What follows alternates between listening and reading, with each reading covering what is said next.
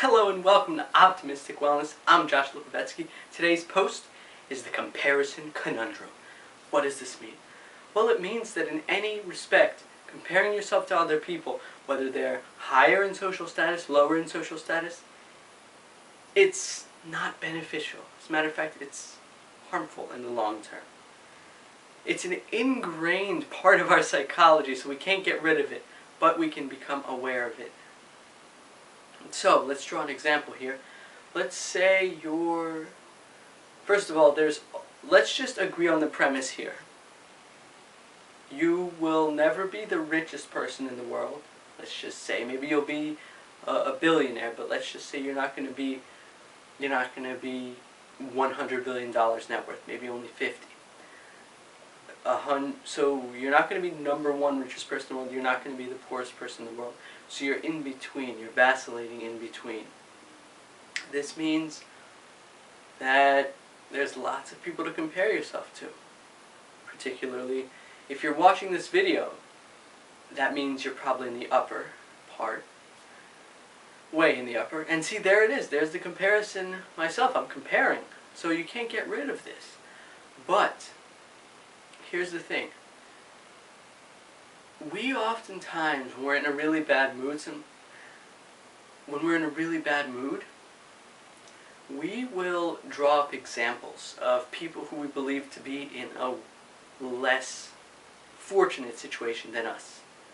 For example, I get a lot of people come up to me and say, "Josh, you're so optimistic and inspiring because you're dealing with this illness so well, so optimistically, and I don't think I could do the same."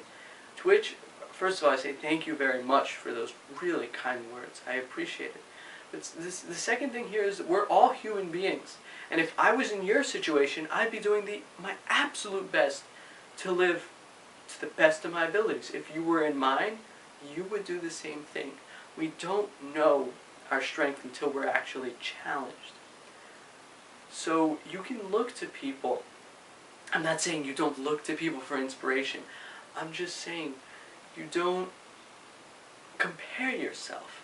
Because when you're in a really bad mood, and our moods, they swing throughout the day depending on what we eat, what happened, our circadian rhythms, how many hours of sleep we got, whether we're hydrated, how we're breathing. There are so many different factors that account for what goes through our minds, what emotions we're feeling, thoughts and emotions, so many factors. You can't control them all.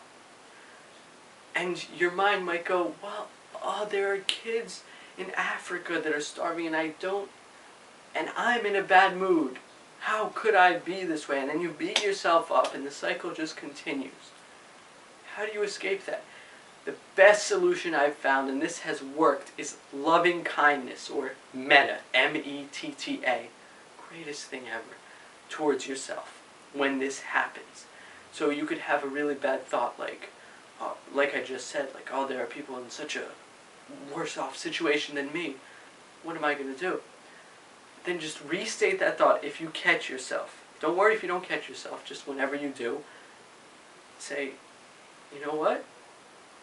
I'm doing my best here. I love you. You're an amazing human being. Say that to yourself. Say, I love you. What's wrong with that? There's nothing wrong with that.